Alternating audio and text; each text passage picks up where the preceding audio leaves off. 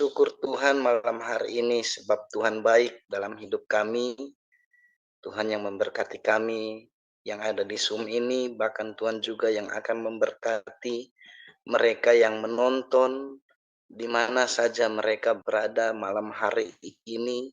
Tuhan jamah hati mereka, Tuhan berkati mereka, supaya ketika mereka menonton, kami percaya ada urapan baru terjadi dan mereka pun menjadi diubahkan di dalam Tuhan. Bahkan kami juga yang ada di Zoom ini, kami juga diubahkan menjadi orang-orang yang menang. Terpujilah nama Tuhan, memberkati semua yang terlibat dalam kegiatan malam hari ini, baik moderator bahkan pembicara. Tuhan memberkati mulut bibir mereka, supaya apa yang keluar dari mulut mereka biarlah perkataan Tuhan Yesus yang terjadi. Terpuji-pujilah nama Tuhan. Kami siap mulai Zoom kami malam hari ini. Dalam nama Tuhan Yesus kami berdoa, mengucap syukur. Amin. Shalom semua. Pada kesempatan kali ini, Sema Adonai dengan bangga memperkenalkan pengajar kita, Ibu Suryani Watimena. Dan berikut adalah profil singkat dari beliau. Ibu Pendeta Dr. Suryani S. Watimena, MTH, lebih dikenal dengan nama Suryani Pantau. Lahir di Tanjung Uban, 11 Februari 1962. Beliau mengenyam pendidikan di SD Negeri 1, Tarempario, SMP Gideon Jakarta Utara, SMA Negeri 13 Jakarta Utara, Sarjana Teologi, School for Advanced Studies, SAS, Word of Life Philippines, Major Missiology, George Peter Bible School, Manila, Philippines, Major Missiology, George Peter South Bible, Reverend Crest Chalet, ST Palm, Colorado, USA, STT Inalta, Magister Theology, STT IKAT, Pasca Sarjana, Doctoral Ministry, Konversi Proses to DDH. Pengalaman pelayanan. Pengurus Bendahara Pamukri, Persekutuan Pemuda Indonesia, Youth for Christ, mengajar sekolah minggu, pelayanan dari COCM dan Berita Hidup, mengajar Bible Study Muda-Mudi Indonesia, Makati, Filipina, mengajar Bible Study khusus ibu-ibu diploma Kedutaan Indonesia Makati Filipina, penyiar radio Kristen FEBC, Far East Broadcasting Company International, pelayanan di Handicap Hospital Colorado, pelayanan penginjilan keliling bersama tim Ambassador Internasional sebagai penerjemah dan pengkhotbah. Ditasbis menjadi pendeta oleh Sinode Gereja Kristen Sahabat Indonesia GKSI, sekarang jadi GSI, Gereja Sahabat di Indonesia. Mengajar di STT Inalta Jakarta, mengajar di STT Duloh Cilangkap Jakarta, bendahara Yayasan STT Inalta, Gembala Sidang GSI Jemaat Shalom, Ketua Khusus Musik STT Jakarta Yamuger, pengurus BPH Sinode GSI, bendahara umum selama 2 tahun, misionari di Kalbar bersama suami, buka training center sahabat, mengajar di beberapa STT, BMW, Aras Tamar, Eklesia, Katulistiwa, pelayanan penginjilan radio, Landak Bermazmur, penginjilan keliling pedalaman Kalbar, buka jaringan doa wanita, Kabupaten Landak, Wasrek, JDW, Kalbar, balik pindah ke Jakarta, mentor JDW Pulau Kalimantan sampai sekarang, Sekretaris Umum Sinode GSI, Badan Pertimbangan Gembala Sidang GSI, Ukemene Fasilitator Trainer My Home, anggota Badan Pertimbangan Sinode GS,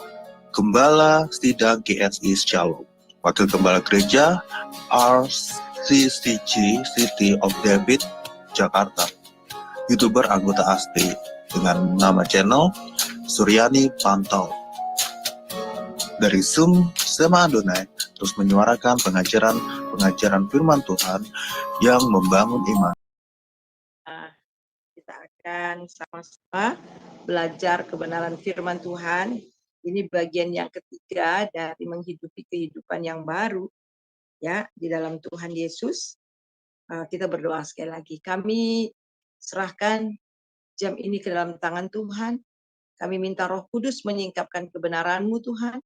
supaya apa yang kami pelajari, apa yang kami dengar, kami dapat mengerti dan kami terus bertumbuh di dalam kebenaran akan Tuhan. Terima kasih. Berfirmanlah Tuhan, kami siap mendengar dalam nama Yesus. Haleluya. Amin.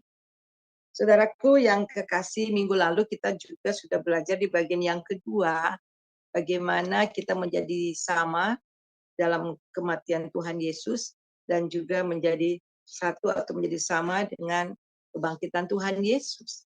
Jadi artinya bahwa kita ini turut mati bersama-sama dengan Kristus dalam kematiannya dan juga kita dibangkitkan dengan kehidupan yang baru. Ketika Yesus bangkit, kita juga dibangkitkan dan kita menerima kehidupan yang baru. Dan cara kita untuk menghidupi kehidupan yang baru, Tuhan mau supaya kita mati bagi diri dan hidup bagi Allah. Nah, pada hari ini bagian yang berikutnya itu adalah dari kematian kepada kebangkitan, ya. Dari kematian kepada kebangkitan Kristus. Mari kita membuka Alkitab kita dari Roma pasal yang ke-6 ayat yang 4 dan yang ke-5, demikian bunyinya. Roma 6 ayat 4 dan 5 demikian bunyinya. Dengan demikian kita telah dikuburkan bersama-sama dengan Dia oleh baptisan dalam kematian, supaya sama-sama seperti Kristus telah dibangkitkan dari antara orang mati oleh kemuliaan Bapa, demikian juga kita akan hidup dalam hidup yang baru. Sebab jika kita telah menjadi satu dengan apa yang sama dengan kematiannya, kita juga akan menjadi satu dengan apa yang sama dengan kebangkitannya.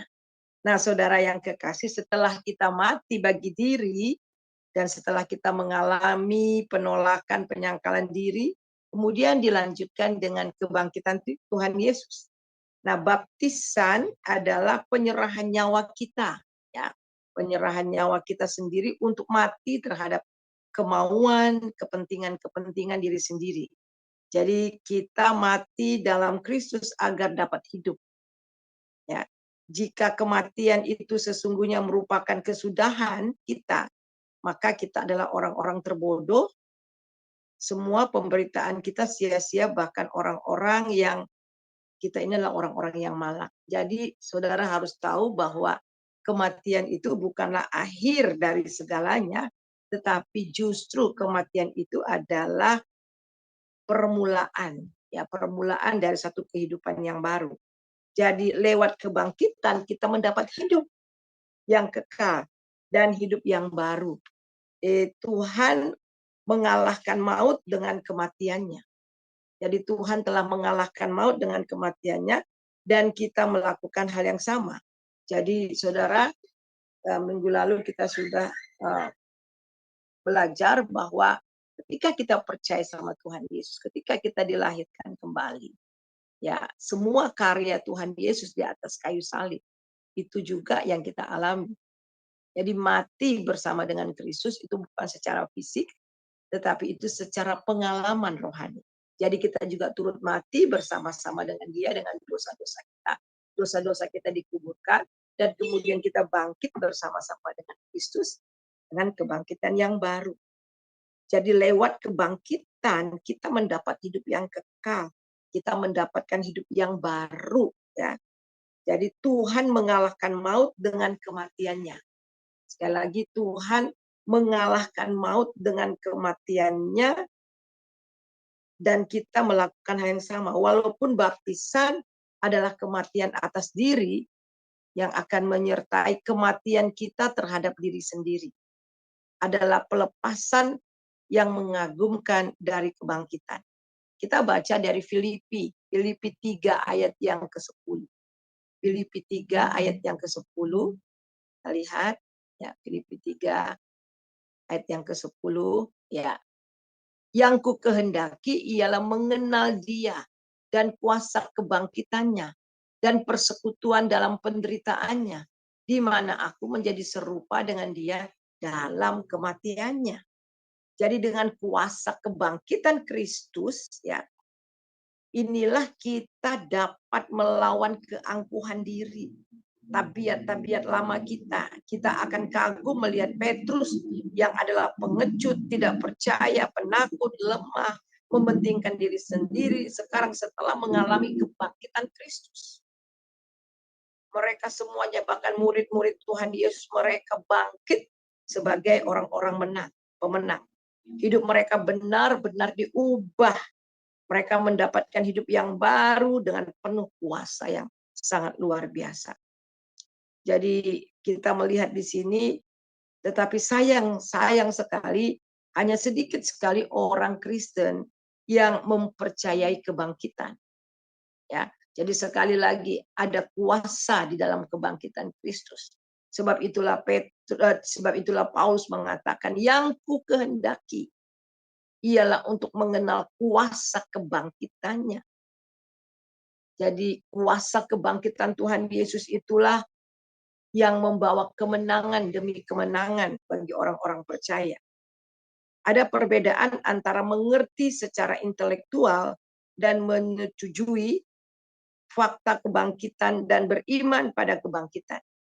Ada perbedaan besar antara percaya dalam pikiran kita dan percaya dalam hati kita.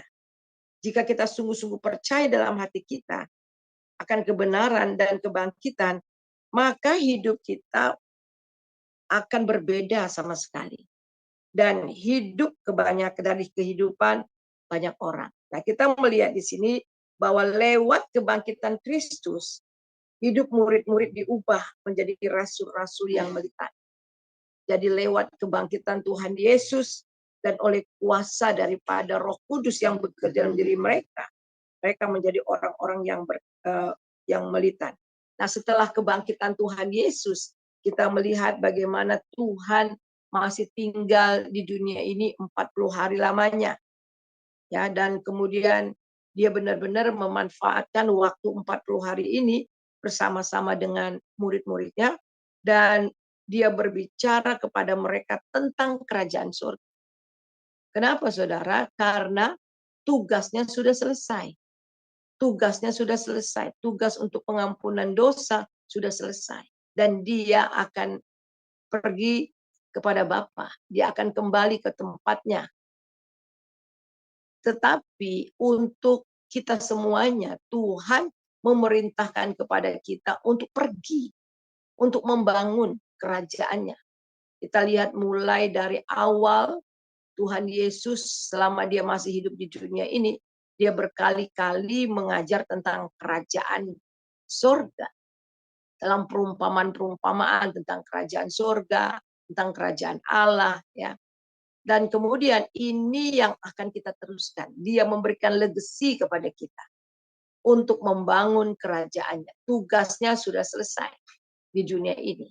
Dan kemudian sekarang kita diberi kuasa untuk menjadi saksi Tuhan. Untuk meneruskan membangun kerajaannya di bumi ini. Nah, kita lihat bahwa ada beberapa peristiwa di dalam penampakannya. Ya, ada dua tujuan.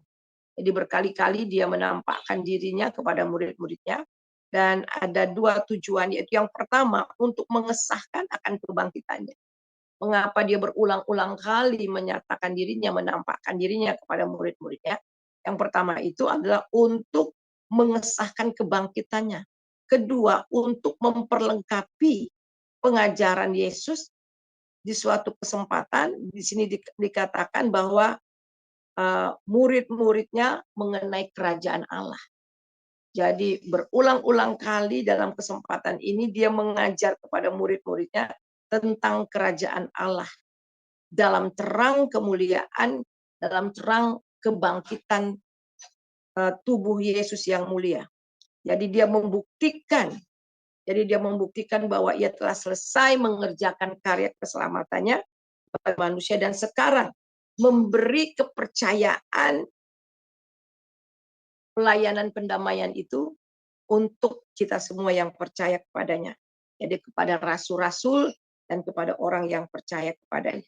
Dan kita dapat melihat itu di dalam Kisah Rasul 1 ayat 8. Tetapi kamu akan menerima kuasa kalau Roh Kudus turun ke atas kamu.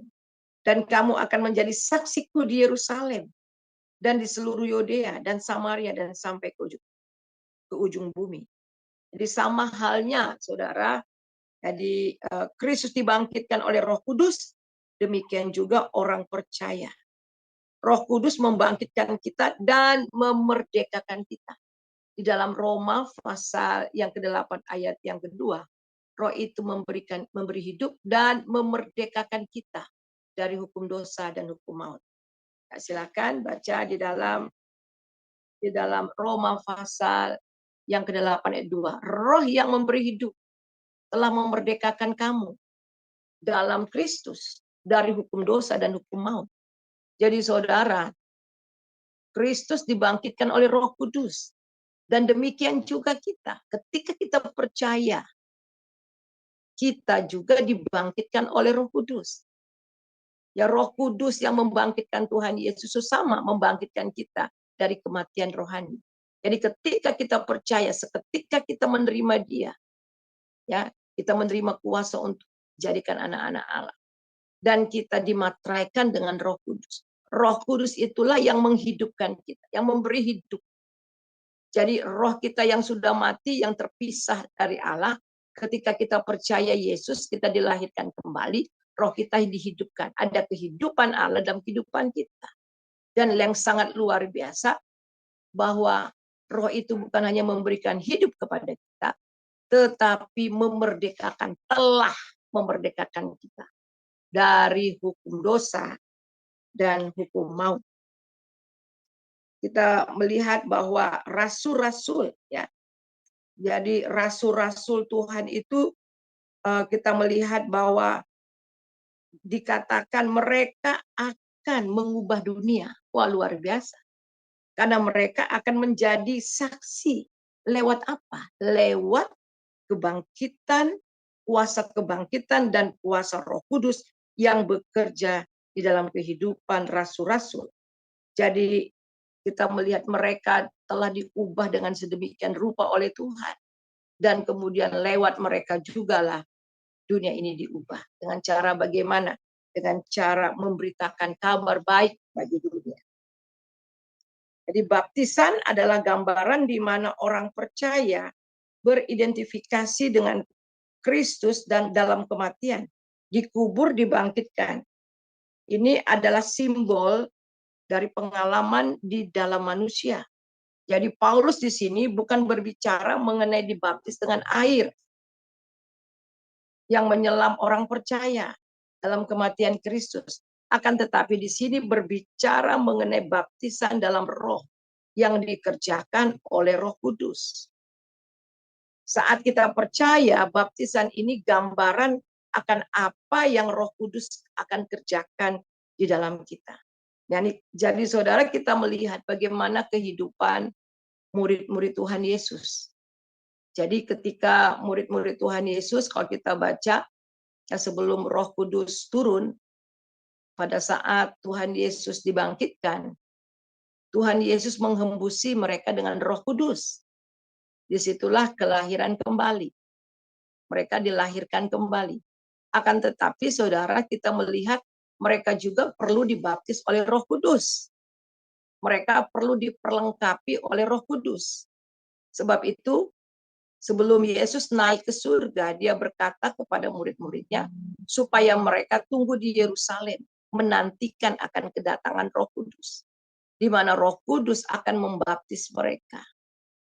Jadi ketika Roh Kudus datang di hari Pentakosta, bagaimana mereka dibaptis oleh Roh Kudus, kuasa Tuhan sangat luar biasa. Mereka diperlengkapi oleh kuasa, di mana Petrus yang tadinya pengecut, Petrus yang tadinya penakut, ketika dia berkhotbah pada hari Pentakosta, kita melihat 3.000 orang bertobat.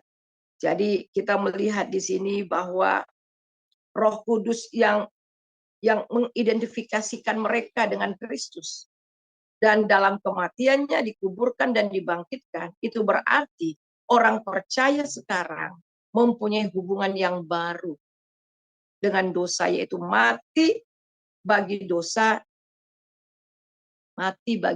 dan hidup bagi Tuhan.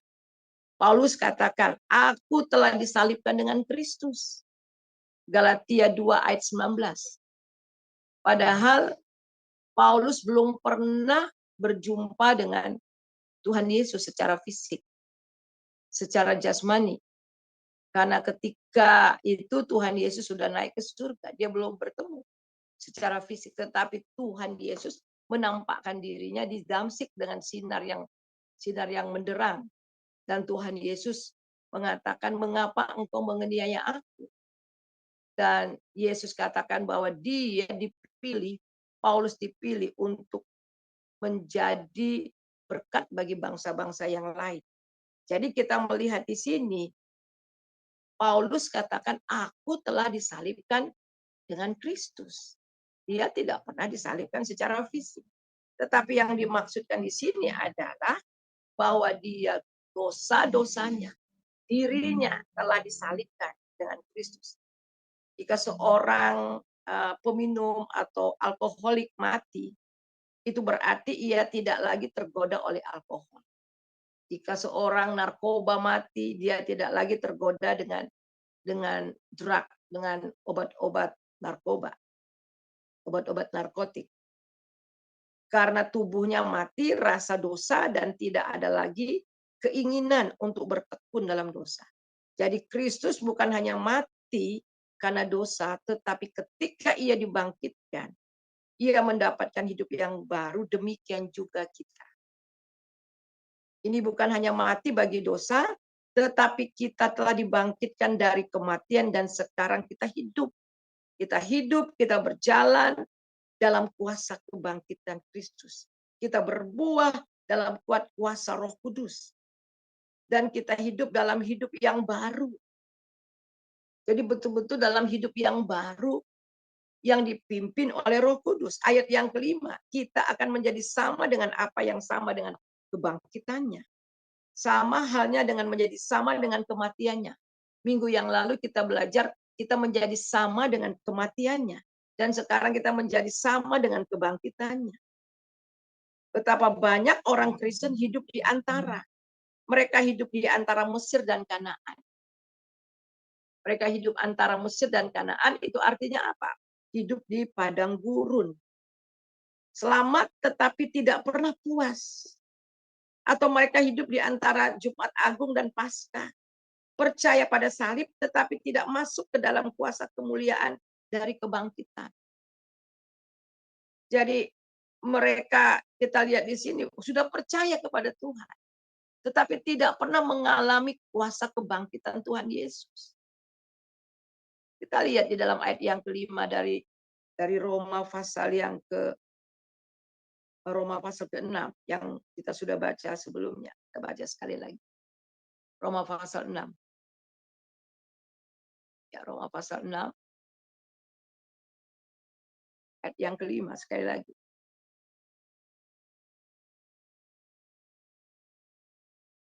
Sebab jika kita telah menjadi satu dengan apa yang sama dengan kematiannya, kita juga akan menjadi satu dengan apa yang sama dengan kebangkitannya. Jadi kita menjadi satu dengan apa yang sama dengan kebangkitannya. Jadi kita lihat kita mengalami sama seperti Kristus. Sekali lagi, ada banyak orang Kristen hidup di antara, yaitu mereka hidup antara Mesir dan Kanaan. Mereka sudah percaya Tuhan Yesus. Bahkan mereka sudah terima Tuhan Yesus. Tetapi kehidupan mereka masih seperti di padang gurun. Hidup mereka kering, masih hidup dalam daging, tidak pernah mengalami Tuhan. Jadi kita melihat di sini, itulah sebabnya betapa pentingnya bagi kita hidup di dalam kuasa kebangkitan. Hidup dalam kuasa kebangkitan, ini memberi jaminan bahwa kita akan memperoleh kebangkitan tubuh juga di dalam masa depan. Setelah kita mati. Nah, ayat yang keempat menunjukkan bahwa kita berbagi dengan kuasa kebangkitan Kristus. Sekarang dimulai sejak ia dibangkitkan dengan Kristus dari hari keselamatan. Jadi kita lihat di sini betul-betul ketika kita mati bersama dengan Kristus. Kita menjadi satu dengan kematiannya dan kita juga menjadi satu dengan kebangkitannya. Coba kita baca di dalam Kolose 2 ayat 1 dan 3. Kita baca Kolose pasal 2 ayat 1 dan 3. Bisa minta tolong Ibu Ana bacakan ayat 2 dan 3. Iya, baik. Eh, Kolose 2 ayat 1 dan 2. Karena aku mau supaya kamu tahu betapa beratnya perjuangan yang kulakukan untuk kamu. Kolose ya, Kolose. Itu betul ya? Iya, Kolose 2. Ya, oke. 1 Kolo, sampai 3 ya. iya. Ya, silakan. Karena aku mau supaya kamu tahu betapa beratnya perjuangan yang kulakukan untuk kamu dan untuk mereka yang di Laodikia dan untuk semuanya yang belum mengenal aku pribadi, supaya hati mereka terhibur dan mereka bersatu dalam kasih, sehingga mereka memperoleh segala kekayaan dan keyakinan, pengertian, dan mengenal rahasia Allah, yaitu Kristus. Ayat yang ketiga, sebab di dalam dialah tersembunyi segala harta, hikmat, dan pengetahuan. Amin. Jadi kita melihat di sini bahwa jelas orang percaya tidak akan bisa bebas dalam hidup sejak mereka mempunyai hidup yang baru. Ada orang mengatakan gini sama saya, Bu, kan kita diselamatkan karena kasih karunia. Kita diselamatkan karena kasih karunia. Boleh dong kita bertekun dalam dosa supaya kasih karunia Tuhan semakin bertambah? Sama sekali tidak. Jadi orang yang sudah percaya, kita lihat di sini, kita harus tahu kita sudah mati. Minggu yang lalu kita belajar kita sudah mati. Mati bagi diri, itu artinya mati bagi daging dan hidup bagi Allah. Orang percaya tidak akan bisa bebas hidup dalam dosa sejak ia mempunyai hidup yang baru. Ia telah diidentifikasikan dengan Kristus. Kristus berdiam di dalam kita dan kita berdiam di dalam Dia. Dalam doa Tuhan Yesus bagi murid-muridnya, supaya mereka semua menjadi satu sama seperti Engkau ya Bapa di dalam aku dan aku dalam Engkau. Agar mereka juga ada di dalam kita. Jadi supaya dunia percaya bahwa Engkau yang telah mengutus aku. Jadi dalam ayat-ayat ini kesatuan Sang Bapa dengan anak terlihat sebagai pola hidup orang percaya di dalam Allah. Di dalam kiasan pokok anggur kita melihat tinggal di dalam aku dan aku tinggal di dalam kamu. Ini posisi kita. Posisi kita di dalam Kristus sama seperti pokok anggur dengan ranting-rantingnya. Tinggallah di dalam aku dan aku di dalam kamu. Jadi kita lihat ranting-ranting tidak berguna kecuali tinggal pada pokok. Kalau tidak mustahil dia dapat berbuah. Karena ranting-ranting tidak akan mungkin dapat berbuah tanpa tinggal pada pokok. Jadi kita melihat di sini orang yang sudah percaya sama Tuhan Yesus. Orang yang sudah dilahirkan kembali. Bagaimana supaya mereka terus mendapatkan hidup berkemenangan dan juga supaya mereka dapat berbuah. Mau tidak mau mereka harus tinggal kepada pokok. Ranting bagaimanapun juga tidak akan pernah dapat berbuah tanpa tinggal kepada pokok itu. Jadi kita lihat di sini bahwa lebih lagi ranting-ranting itu tidak berguna kecuali jika dia tidak tinggal. Kecuali jika tinggal di dalam pokok anggur. Kalau tidak mustahil hingga ranting-ranting itu harus dibakar. Jadi dengan cara ini Tuhan Yesus menjelaskan kedudukan hidupnya yang bersentral di dalam kehidupan umatnya. Mari kita coba lihat di dalam Yohanes pasal yang ke-15 ayat 5 dan 6. Ya. Akulah pokok anggur dan kamulah ranting-rantingnya. Barang siapa tinggal di dalam aku dan aku dalam dia, ia berbuah banyak, sebab di luar aku kamu tidak dapat berbuat apa-apa. Barang siapa tidak tinggal dalam aku, ia dibuang keluar seperti ranting dan menjadi kering. Kemudian dikumpulkan orang dan dicampakkan ke dalam api, lalu dibakar. Jikalau kamu tidak tinggal dalam aku dan firmanku, jikalau kamu tinggal di dalam aku dan firmanku tinggal di dalam kamu, mintalah apa saja yang kamu kehendaki dan kamu akan menerimanya. Jelas saudara ya. Jadi jelas bahwa sumber daripada kehidupan, sumber daripada kekuatan kehidupan itu hanya pada Yesus Kristus. Ini menunjukkan bagaimana kesatuan hubungan kita dengan Kristus. Jadi kita sebagai orang yang sudah percaya tidak akan bisa terpisah dari Kristus. Bagaimana kita bisa menghidupi kehidupan yang baru sebagai orang percaya? Tetap tinggal pada pokok itu. Kita lihat di dalam Roma sekarang. Roma yang ke-6 ayat yang ke-6. Kita lihat Roma 6 ayat yang ke-6. Silakan baca, anak. Roma 6 ayat 6. Karena kita tahu bahwa manusia lama kita telah turut disalibkan, supaya tubuh dosa kita hilang kuasanya, agar jangan kita menghambakan diri lagi kepada dosa. Ya, jadi kita melihat, karena kita tahu bahwa manusia lama kita telah turut disalibkan. Jadi kita melihat telah turut disalibkan manusia lama kita. Dan supaya tubuh dosa kita hilang kuasanya. Jadi dengan mati bersama dengan Kristus dan bangkit bersama dengan Kristus, itu berarti Kristus menjadi sentral dalam hidup kita. Dan kemudian kita melihat di sini bahwa kuasa dosa hilang kuasanya. Jadi kuasa dalam daging. Sekarang bukan lagi kuasa dosa yang bekerja dalam daging kita, tetapi kuasa Roh Kudus tinggal di dalam kita. Kuasa Roh Kudus inilah yang bekerja di dalam dan melalui kita. Dan oleh sebab itulah dengan kuasa ini juga yang membawa kita dari kemenangan demi kemenangan. Tetapi di sini dikatakan bahwa agar jangan kamu menghambakan diri lagi.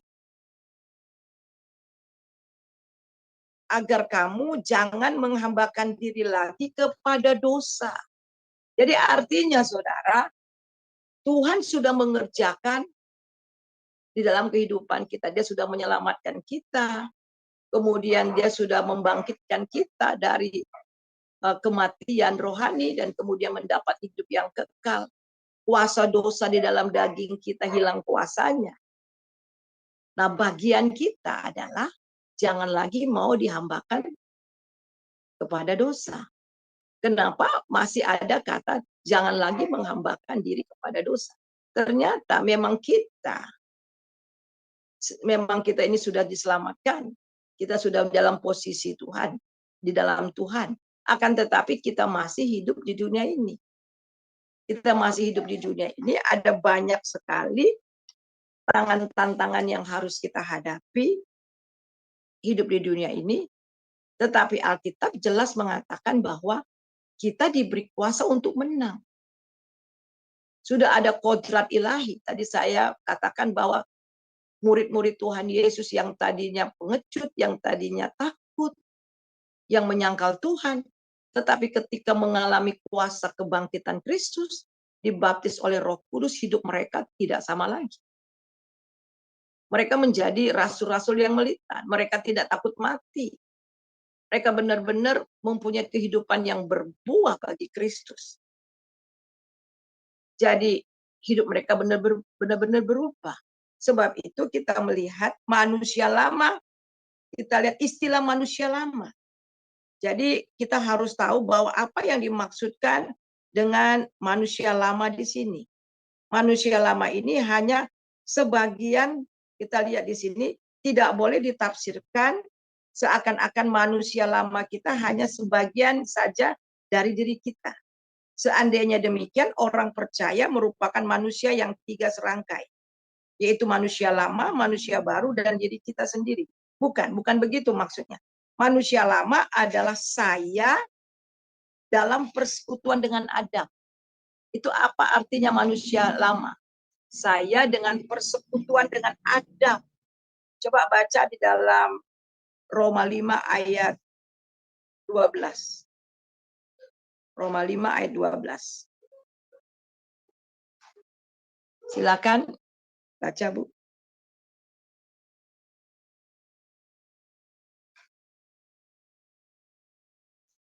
Roma 5 ayat 12. Ayat 12. Roma 5 ayat 12. Adam dan Kristus. Sebab itu, sama seperti dosa telah masuk ke dalam dunia oleh satu orang, dan oleh dosa itu juga maut, demikianlah maut itu telah menjalar kepada semua orang, karena semua orang telah berbuat dosa. Amin. Jadi manusia Adam itu adalah manusia lama itu adalah manusia Adam. Diri saya yang turut berdosa bersama Adam. Jadi kita mewarisi dosa dari Adam. Ya, kita mewarisi dosa dari Adam. Orang-orang seberang sana bilang, enak aja katanya. Adam yang berbuat dosa, kenapa kita juga kena imbasnya? Nah, kita tahu bahwa ketika Tuhan menjadikan manusia, Dia menjadikan kita begitu sempurna. Tidak bercacat. Menjadi serupa, maksudnya menurut gambar dan rupa Allah. Akan tetapi ketika manusia jatuh dalam dosa, di dalam Kejadian yang ketiga kita melihat di situ, Kejadian yang kelima ayat yang ketiga, kita mengambil rupa Adam. Jadi Adam ini perwakilan dari seluruh manusia. Dan apa yang dibuat oleh Adam itu juga kita buat. Dosa-dosa Adam juga kita lakukan. Jadi manusia lama itu adalah saya yang turut mengambil bagian dosa Adam bersama dengan Adam. Maka kita tidak boleh menganggap dosa kita itu sebagai perbuatan kita yang kita sebut manusia lama. Dosa itu adalah perbuatan kita sendiri yang masih termasuk lingkungan Adam. Jadi dengan iman kita menerima kenyataan ini bahwa manusia lama kita telah turut disalibkan. Ya, manusia lama kita telah turut disalibkan. Bukan berdasarkan pengalaman, karena kalau kita berdasarkan pengalaman, kita akan goyah. Tetapi karena iman, berdasarkan iman berdasarkan kepada firman Allah, yaitu kebenaran Injil. Itu berarti memandang kenyataan kita sebagaimana Tuhan memandang kita. Dan melalui Roh-Nya, kita ini kemudian berjuang dalam kehidupan kita bersehari-hari. Kehidupan kita sehari-hari menyalibkan manusia lama kita dan menempuh dalam kehidupan yang baru. Jadi perjalanan itu dimulai. Ungkapan supaya tubuh dosa hilang kuasanya. Dalam bahasa asli itu artinya hilang. Tetap memakai bentuk lampau. Ini tetap mengenai peristiwa di Golgota. Ungkapan tubuh atau tubuh dosa. Jadi tubuh, kuasa dosa dalam tubuh kita. Ini mencakup seluruh diri kita, khususnya hidup kita yang nyata, yang dikuasai dosa, karena kita merupakan alat sarana dosa. Itu sendiri. Kita tidak berdaya terhadapnya. Bahkan dosa telah bersatu dengan kita. Seperti halnya sel-sel badan kita, itu lama-lama diganti. Sehingga seluruh badan rusak, akhirnya mati. Akan tetapi dalam kematian Kristus, tubuh kita kemudian hilang kuasanya. Kuasa tubuh kita, kuasa dosa dalam tubuh kita hilang kuasanya. Mari kita baca di dalam ayat yang ke-12. Di dalam ayat 12. Di dalam Roma pasal yang ke-6. Roma pasal 6 ayat 12. Silakan baca. Ya. Roma 6 ayat 12. Sebab itu hendaklah dosa jangan berkuasa lagi di dalam tubuhmu yang fana, supaya kamu jangan lagi menuruti keinginannya. Amin. Ya. Sebab itu hendaklah dosa jangan berkuasa lagi dalam tubuhmu yang fana, supaya kamu jangan lagi menuruti keinginannya. Jadi jelas Paulus menegaskan bahwa jangan lagi kita mengizinkan dosa menguasai kita kembali. Di dalam pelajaran yang pertama, ada kuasa yang membangkitkan Kristus dari kematian. Kuasa itu juga yang bekerja di dalam kita, yang mematikan perbuatan-perbuatan tubuh kita di dalam daging kita. Jadi orang Kristen tidak harus katakan iya terhadap dosa. Ada kuasa yang bekerja di dalam diri kita. Di sini dikatakan jangan lagi kamu menurut keinginan daging. Jadi kalau seandainya kita jatuh ke dalam dosa, itu pilihan kita.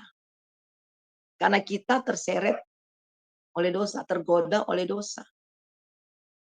Karena setiap orang percaya kita harus tahu kita sudah diperlengkapi. Posisi kita ini aman. Posisi kita ini sebagai anak Allah. Kita telah menerima kuasa Roh Kudus yang bekerja di dalam diri kita. Untuk apa? Supaya kita terluput dari hawa nafsu dunia. Jadi kalau seandainya kita jatuh, kita masih jatuh, itu berarti itu pilihan kita. Itulah sebabnya perlu bertumbuh di dalam Tuhan. Ada banyak orang Kristen hidup di antara Mesir dan Kanaan. Karena mereka masih membiarkan diri mereka diperbudak oleh dosa. Padahal mereka sudah bebas. Padahal mereka sudah bebas dari itu. Tetapi kenapa mereka masih terus jatuh ke dalam dosa? Nah, mari kita lihat di sini di dalam ayat yang kita baca di dalam ayat yang ke-7. Ya, di sini juga Paulus menegaskan bahwa jangan lagi kita mengizinkan dosa menguasai kita kembali. Di dalam ayat yang ke-7 mengatakan ia telah bebas dari dosa. Kita lihat ia telah bebas dari dosa. Namun kita melihat ini ada banyak orang tak berdaya. Tak berdaya. Kenapa? Paulus katakan, aku ingin berbuat baik. Tetapi bukan apa yang kuinginkan itu yang aku lakukan. Mari coba kita lihat. Kita lihat di sini ayat yang ke-7. Sebab siapapun yang telah mati, ia telah bebas dari dosa. Kita lihat, kita telah bebas dari dosa. Kemudian kita baca di dalam ayat yang ke-7. Silakan Ibu Ana. Iya, sebab siapa yang telah mati, ia telah bebas dari dosa. Ayat 8. Jadi jika kita telah mati dengan Kristus, kita percaya bahwa kita akan hidup juga dengan Dia. Iya. Kemudian ayat yang ke-9. Terus. Karena kita tahu bahwa Kristus sesudah Ia bangkit dari antara orang mati, tidak mati lagi. Maut tidak berkuasa lagi atas Dia. Sampai ayat 12 ya. Terus. Ya. Sebab kematiannya adalah kematian terhadap dosa satu kali dan untuk selama-lamanya. dan kehidupannya adalah kehidupan bagi Allah. Demikianlah hendaknya kamu memandangnya, bahwa kamu telah mati bagi dosa, tetapi kamu hidup bagi Allah dalam Kristus Yesus. Ya. Sebab itu, hendaklah dosa jangan berkuasa lagi di dalam tubuhmu yang fana, supaya kamu jangan lagi menuruti keinginannya. Amin. Ya. Jadi ini tegas sekali, ya saudara, tegas sekali. Bahwa sebab itu hendaklah dosa jangan berkuasa lagi di dalam tubuhmu yang fana. Supaya jangan lagi kamu menuruti keinginan daging. Demikian Paulus menyebutkan tujuan dari penyaliban manusia lama di sini akhirnya memakai bentuk kata sekarang.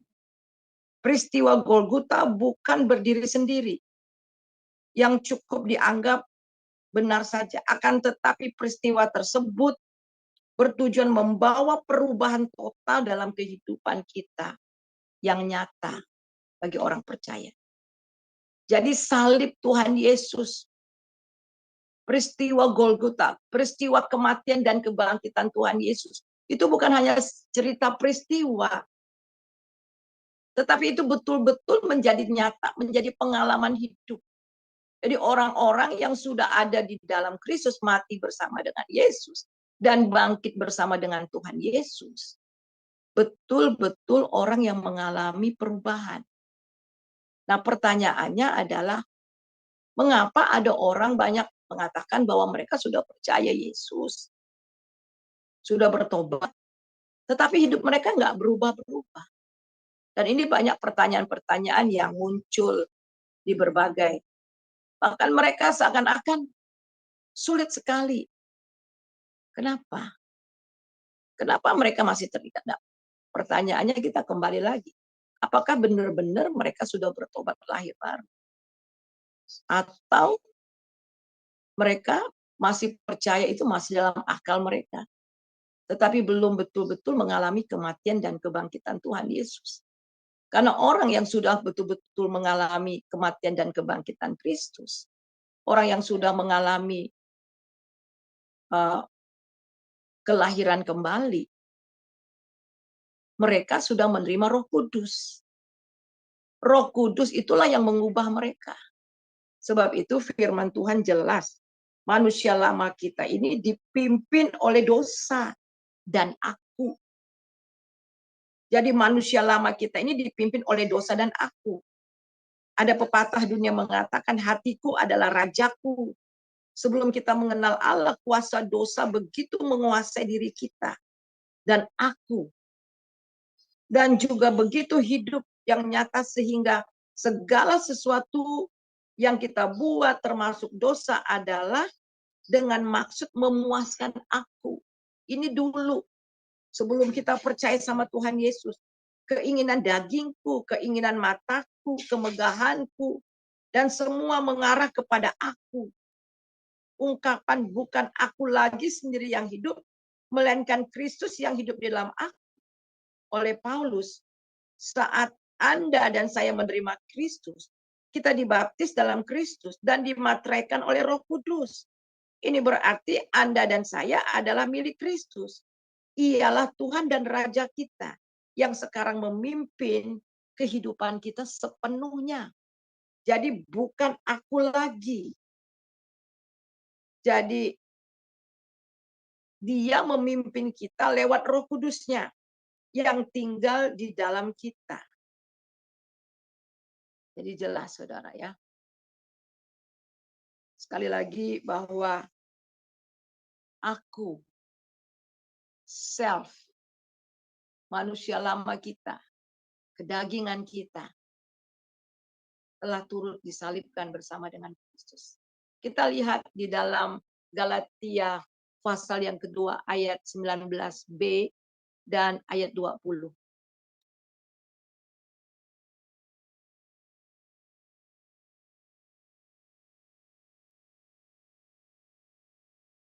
Ya, kita lihat bagian terakhir. Aku telah disalibkan dengan Kristus.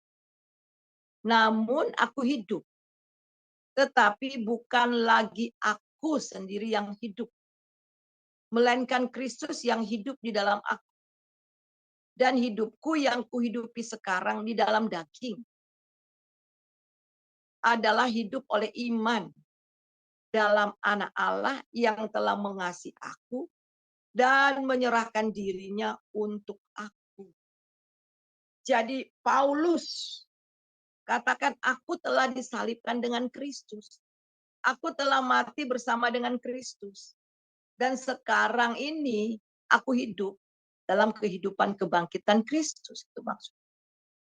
Dia bukan lagi hidup untuk dirinya sendiri, melainkan Kristus yang hidup dalam aku. Dan hidupku yang kuhidupi sekarang dalam daging. Hidup yang kita hidupi dari sekarang dalam daging. Ya, adalah hidup oleh iman dalam Anak Allah yang telah mengasihi aku dan yang menyerahkan dirinya untuk aku. Ini dahsyat, saudara. Inilah kemenangan. Paulus pernah mengalami masa-masa sulit seperti tadi saya katakan, krisis demi krisis. Dia ingin berbuat baik, namun dosa yang dia lakukan. Dan sampai pada satu titik dia katakan, aku manusia celaka. Siapakah yang dapat melepaskan aku dari tubuh maut ini? Syukur kepada Allah dalam Yesus Kristus. Jadi sekali lagi, kemenangan kita hanya dalam Yesus Kristus. Apakah Kristus menjadi pusat dalam kehidupan saudara?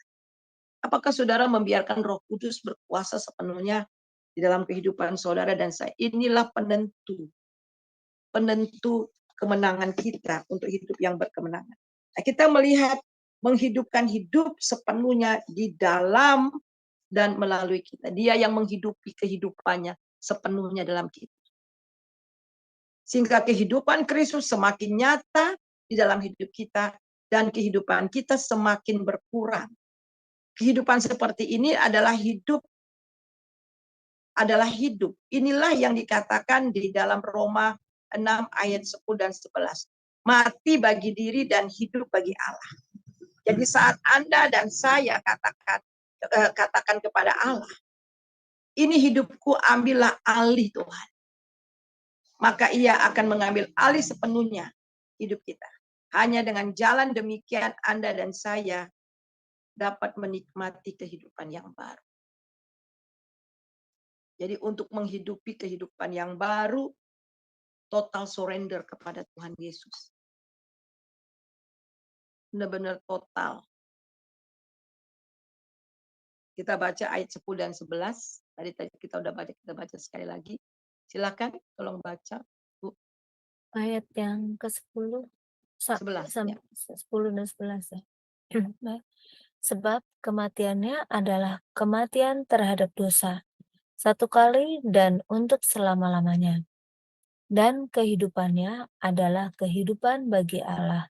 Demikianlah hendaknya kamu memandangnya, bahwa kamu telah mati bagi dosa, tetapi kamu hidup bagi Allah dalam Kristus Yesus. Amin. Ya. Kalau kita memandangnya bahwa kita betul-betul sudah mati dan hidup kita ini adalah Kristus. Tetapi kamu hidup bagi Allah dalam Kristus Yesus. Oh, ini dahsyat sekali. Ini pernyataan Paulus ya, pengalaman hidupnya. Sehingga dia katakan apa? Hidup adalah Kristus, mati adalah keuntungan. Betul-betul berpusat kepada Kristus. Jadi demikianlah kita akan menikmati kehidupan yang baru. Kita tidak akan pernah mengalami kehidupan yang baru selama kita merasa daging kita masih hidup. Aku kita masih hidup. Itu nggak akan pernah alami. Jadi kita harus mati dulu bersama dengan Kristus. Dan kemudian mengalami kuasa kebangkitannya. Dengan kuasa kebangkitannya itu kita mendapatkan kemenangan.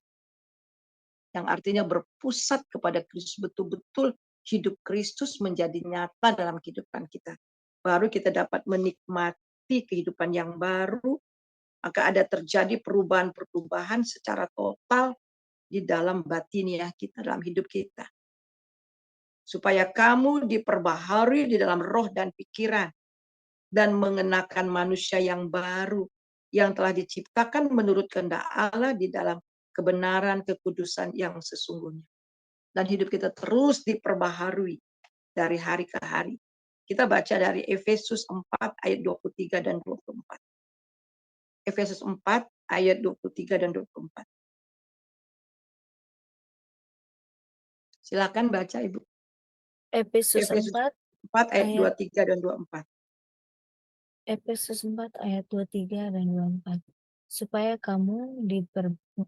kamu dibaharui di dalam roh dan pikiranmu, dan mengenakan manusia baru yang telah diciptakan menurut kehendak Allah di dalam kebenaran dan kekudusan yang sesungguhnya. Amin. Iya. Jadi ini dahsyat ya, ini luar biasa firman Tuhan. Supaya kamu diperbaharui dalam roh dan pikiranmu. Jadi roh kita dan pikiran kita terus diperbaharui dari hari ke hari. Dan mengenakan manusia baru yang telah diciptakan menurut kehendak Allah. Ingat, manusia lama kita, yaitu manusia yang kita warisi dari Adam, ya, itu sudah berlalu. Dan sekarang kita mendapatkan kehidupan yang baru, yang telah diciptakan menurut kehendak Allah di dalam kebenaran dan kekudusan yang sesungguhnya. Nah, selanjutnya mari kita melihat lagi dari kalimat yang dari Galatia 2 ayat 20, dan hidupku yang kuhidupi sekarang di dalam daging. Ada kalimat, dan hidupku yang kuhidupi sekarang dalam daging.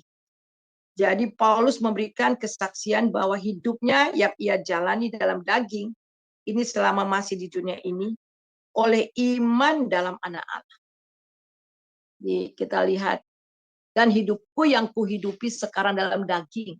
Yang sekarang, selama kita masih hidup di dunia ini, itu adalah hidup oleh iman kepada Yesus yang adalah anak Allah. Jelas di sini Paulus ingin mengatakan bahwa hidupnya bukan hidup di bawah Taurat dan kekuatan usaha daging, tetapi di bawah kuasa karunia Allah. Jadi kita tidak lagi berkuasa atas bekerja di dalam daging, tetapi berdasarkan kasih karunia Allah. Bisa nggak orang melayani karena daging? Bisa. Bisa nggak orang berdoa tekun kelihatannya tapi dengan daging? Bisa. Kelihatannya luar biasa, bisa saja dengan daging. Menyembah Tuhan, wah nangis. Dengan nangis, wah luar biasa. Saya pernah waktu saya masih SMP, karena saya kan dulu dari Muslim ya. Jadi waktu saya bertobat terima Tuhan Yesus, saya masih SMP. Jadi saya sekolah di SMP itu sekolah Kristen. Jadi sekolah Kristen. Jadi ada teman saya, waduh, itu luar biasa sekali. Nakalnya luar biasa. Dia cewek. Saya paling sebel sama dia itu dulu ya, waktu saya masih SMP. Umpamanya kita lagi makan SD, tinggal rampas aja dia ambil. Dia nggak pernah minta. Karena kebetulan dia cucu daripada yang punya sekolah itu. Semena-mena. Jadi banyak orang yang kesel sama dia. Satu ketika kami diundang KKR. KKR karena ini sekolah Kristen, diundang KKR. Jadi waktu khotbah, ini teman yang nakal ini, saudara. Ketika dipanggil, ayo siapa yang mau maju ke depan? Mau bertobat, terima Tuhan Yesus. Dia maju ke depan. Dia maju ke depan, kemudian dia nangis terguling-guling. Dalam hati saya, karena saya baru dari seberang ya. Wah, ini pasti hidupnya berubah ini. Pasti besok dia nggak lagi nakal, ngambil barang orang seenaknya, makanan orang seenaknya. Saya pikir seperti itu. Ternyata saudara nggak ada pernah berubah. Setiap kali ada KKR, setiap kali ada acara-acara, wah nangis. Betul-betul nangis, meraung. Besoknya tetap aku masih seperti yang dulu. Nggak pernah berubah, saudara. Hidupnya tetap. Kenapa? Karena dilakukan dalam daging. Jadi hidup menjalani kehidupan yang baru ini bukan dengan daging, tetapi dengan kuasa Roh Kudus, dengan iman kepada Tuhan Yesus. Segala sesuatu yang dilakukan dengan daging, kita akan capek. Kenapa ada orang melayani akhirnya capek, lelah, mundur. Yang luar biasa melayani Tuhan dengan berapi-api tadinya, tetapi karena satu dua hal kecewa, kemudian kecewa sama gembala, kecewa sama hamba-hamba Tuhan yang lain, akhirnya mundur dan melupakan Tuhan. Kenapa? Karena segala sesuatu dilakukan di dalam daging. Jadi ingat, hidupku yang hidup di dalam daging ini bukan lagi digerakkan oleh daging.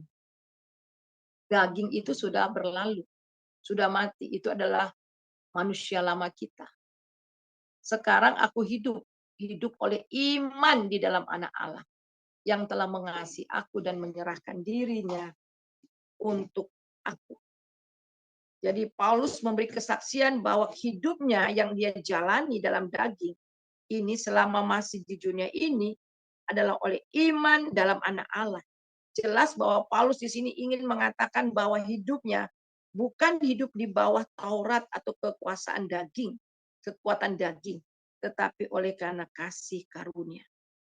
Hidup yang baru yang kita miliki dari kematian dan kebangkitan Kristus tidak akan mungkin dapat dihidupi di dalam daging.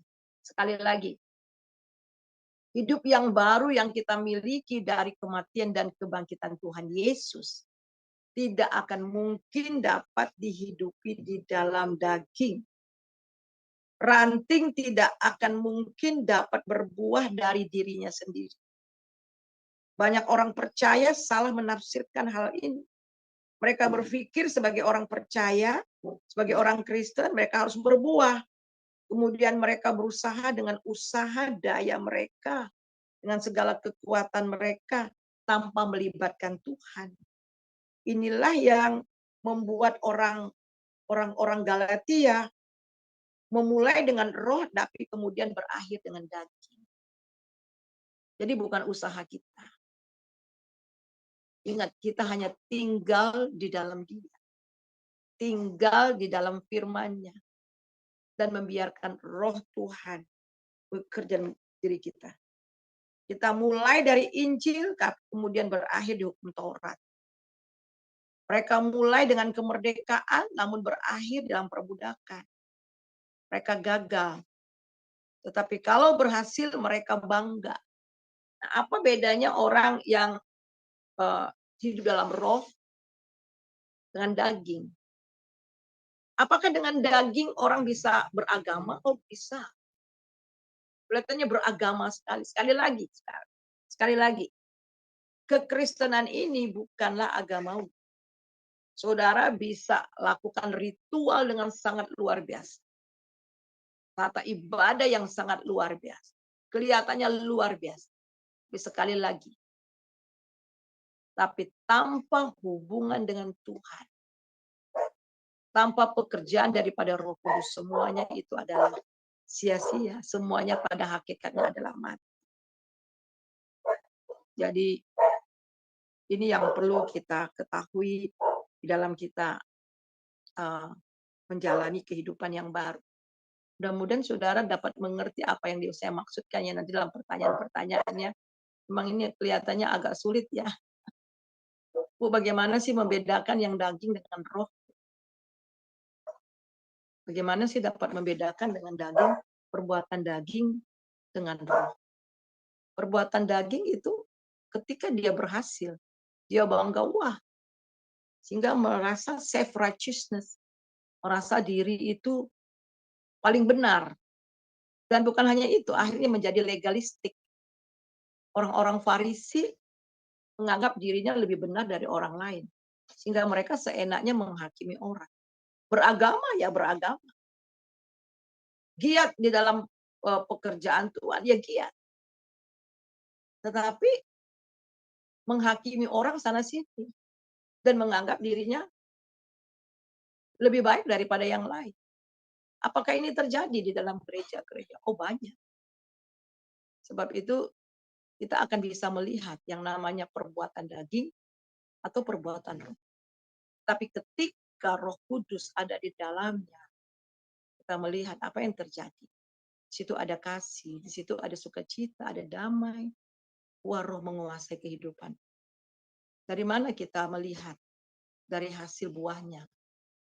Sebab itu di dalam Matius pasal yang ke-7 ayat 21. Bukan orang yang kita lihat saja ya supaya lihat ayatnya ya.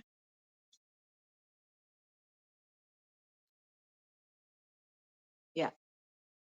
Mulai dari ayat yang ke-21 ya. Bukan setiap orang yang berseru kepadaku Tuhan, Tuhan akan masuk ke dalam kerajaan surga, melainkan dia yang melakukan kehendakku yang di surga.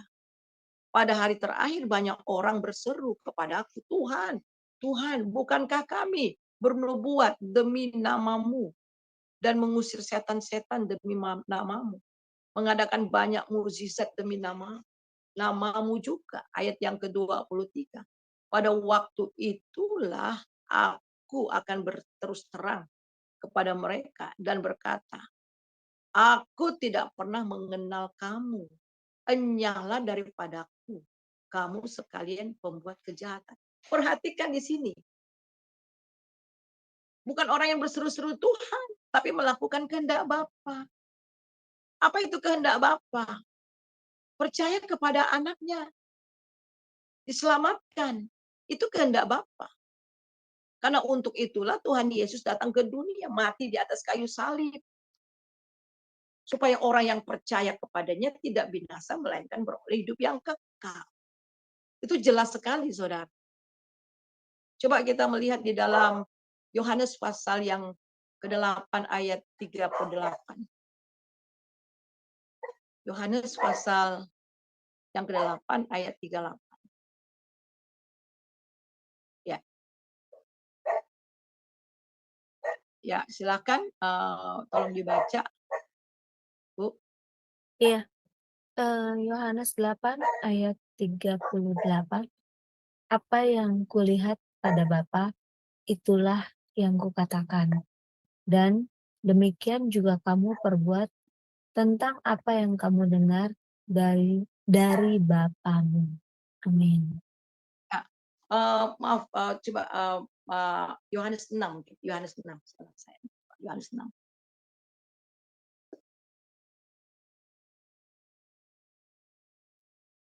Yohanes 6 ayat 38. Sebab aku telah turun dari surga bukan untuk melakukan kehendakku, tetapi untuk melakukan kehendak Dia yang telah mengutus aku. Amin. Ya, ayat terus berikutnya.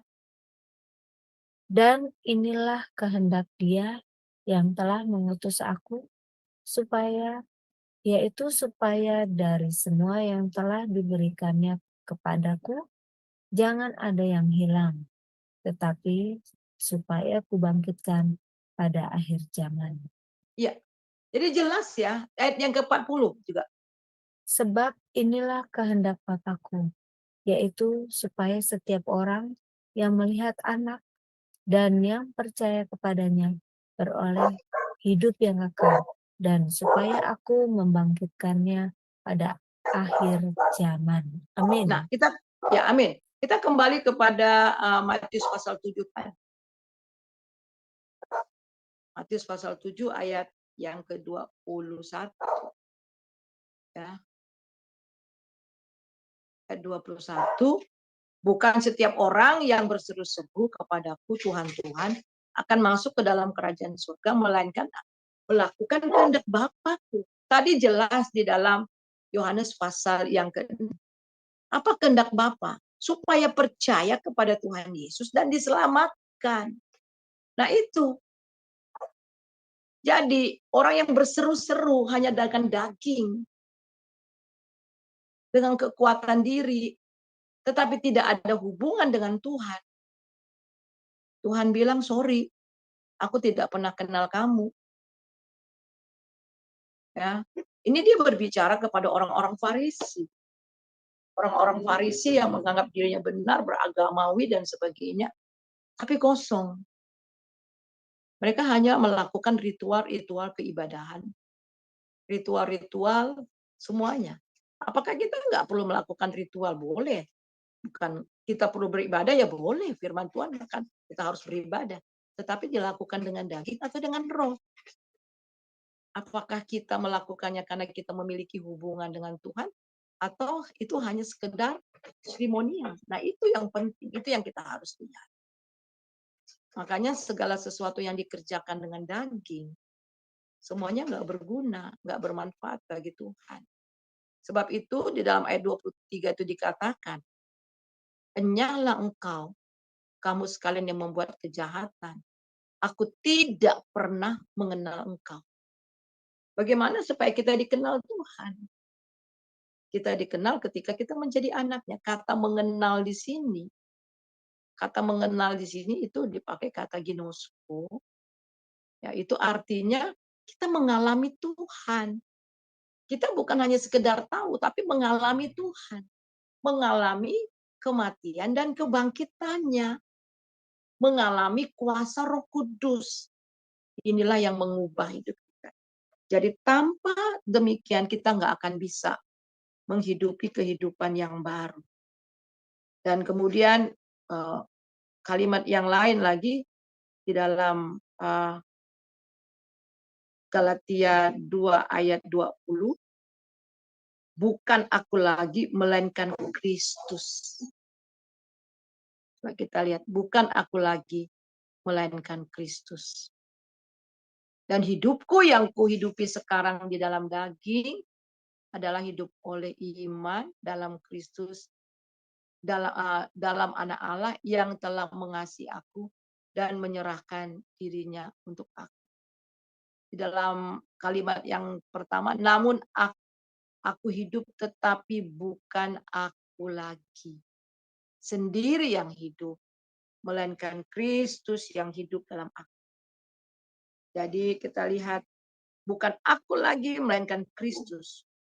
Oleh iman dalam anak Allah, ini berarti hidup baru yang dihidupi oleh iman dalam anak Allah. Jadi sekali lagi, hidup yang baru yang dihidupi oleh iman dalam anak Allah. Orang benar akan hidup oleh iman. Inilah yang membawa kita kepada kesempurnaan. Wah, dahsyat ya saudara.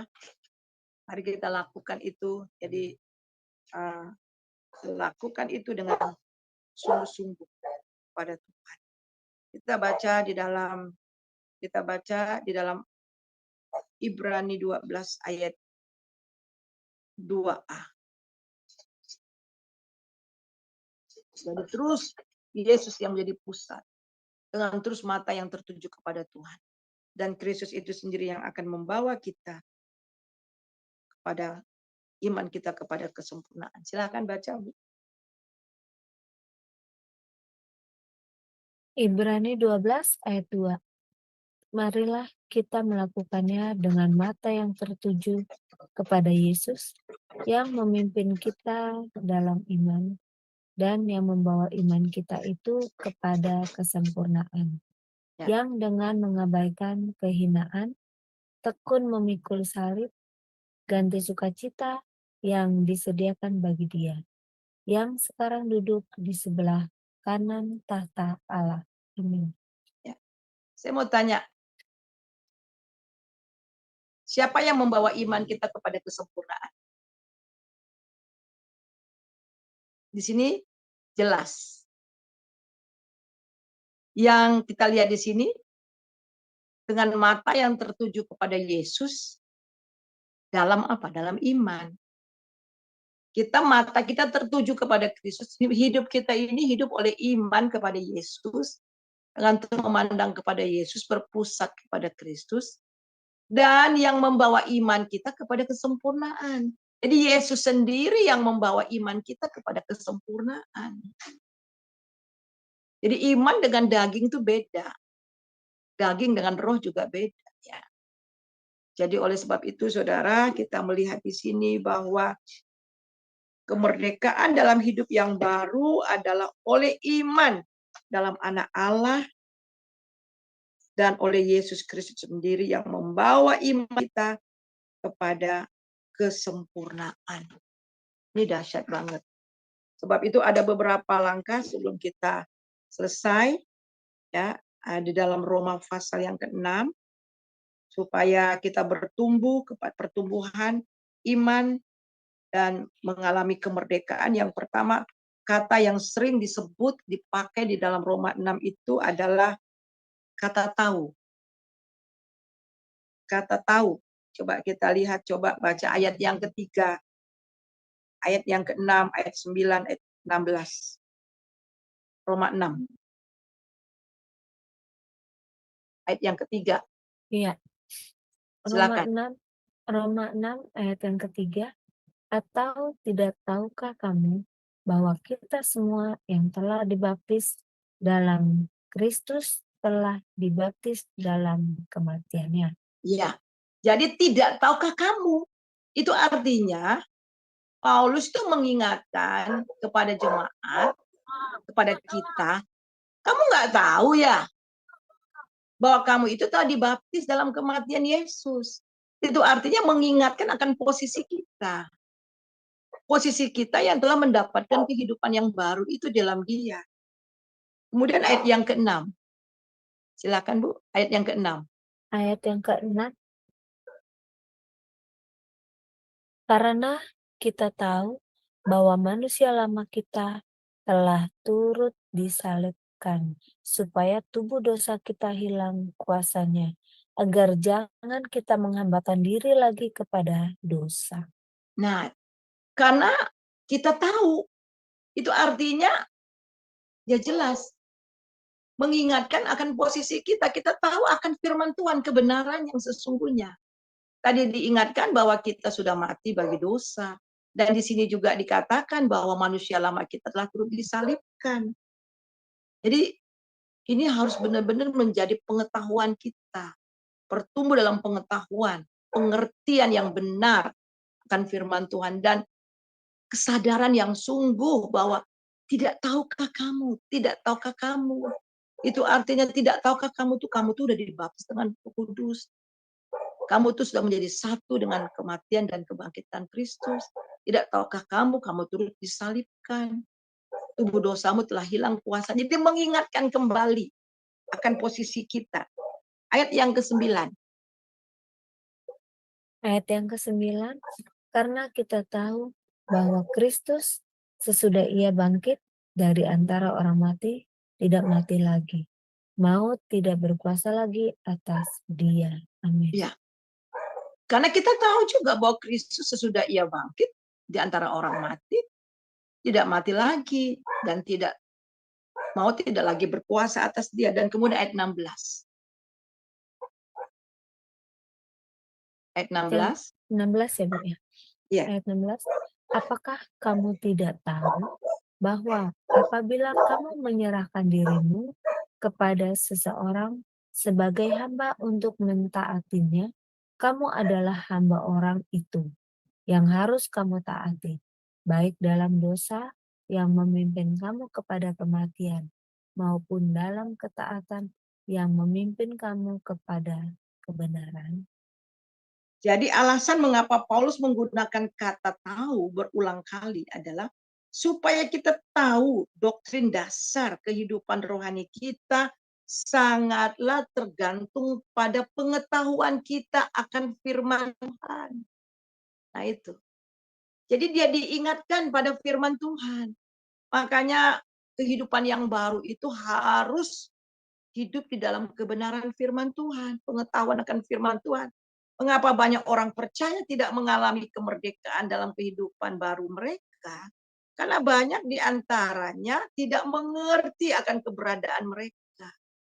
Tidak tahu identitas mereka.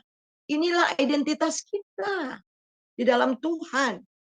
Kalau orang itu tahu identitas kita yang sebenarnya, saudara, hidupnya tidak akan tergoyahkan. Jadi di sini tahu akan kebenaran Injil yang berpegang teguh di dalamnya, maka kebenaran itu akan memerdekakan kita. Tuhan Yesus katakan, kalau kamu mengerti akan kebenaran, kalau kamu tahu akan kebenaran, maka kebenaran itu akan memerdekakan kita. Tahu menyangkut pikiran intelektual. Jadi kita tidak usah kaget iblis ingin mengontrol pikiran kita, pikiran orang percaya. Allah mau agar anak-anaknya memiliki pikiran rohani. Tetapi iblis mau agar kita memiliki pikiran duniawi, pikiran kedagingan. Iblis tidak mau kita bertumbuh dalam kasih karunia dan pengenalan akan Tuhan, Juru Selamat kita. Iblis menyerang kita sama seperti ia menyerang Hawa, dengan cara mengendalikan pikiran kita dan mencoba membuat kita mengabaikan kehendak Allah. Ini jelas. Jadi tahu ini menyangkut intelektual. Jadi iman itu ada orang bilang, iman aja, yang penting iman aja, nggak usah pakai pikiran. Salah. Iman itu harus ada pikiran. Loh, kenapa saudara terima Tuhan Yesus? Karena saudara tahu bahwa Dialah Juru Selamat. Ketika kita mendengar firman Tuhan, pikiran kita dibukakan, disingkapkan. Makanya Paulus katakan juga di dalam 2 Korintus 3 ya, mereka baca-baca kitab Musa, mereka dengar-dengar, ada selubung dalam pikiran mereka, sehingga mereka nggak ngerti. Tetapi ketika firman Tuhan kita dengar, dibukakan pikiran rohani kita, kita mengerti. Kita mengerti apa yang kita percayai. Dan kita percayai apa yang kita mengerti. Jadi kita mengerti firman Tuhan itu kalau kita percaya sama sesuatu tetapi kita tidak mengerti, itu namanya tahyul. Kenapa kamu percaya? Penting percaya aja. Kenapa alasannya percaya? Itu namanya tahyul. Tetapi kita mengerti apa yang kita percayai dan kita percaya apa yang kita mengerti. Sebab itulah berulang kali Paulus katakan, kamu tahu. Jadi yang pertama itu adalah kita melihat, kita harus tahu. Ya, jadi firman Tuhan kita harus mengerti akan hati. Dan kita bukan hanya tahu, di sini ada beberapa kata juga yang dipakai di sini adalah kita lihat memandangnya. Hendaklah engkau memandangnya. Kita baca di dalam ayat yang ke-11. Silakan.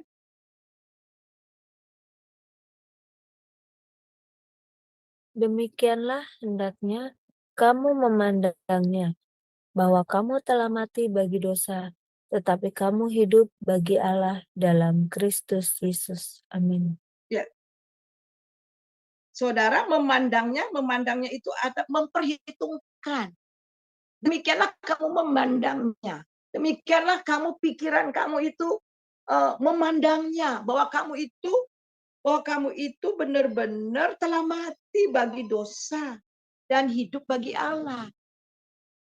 Consider ourselves.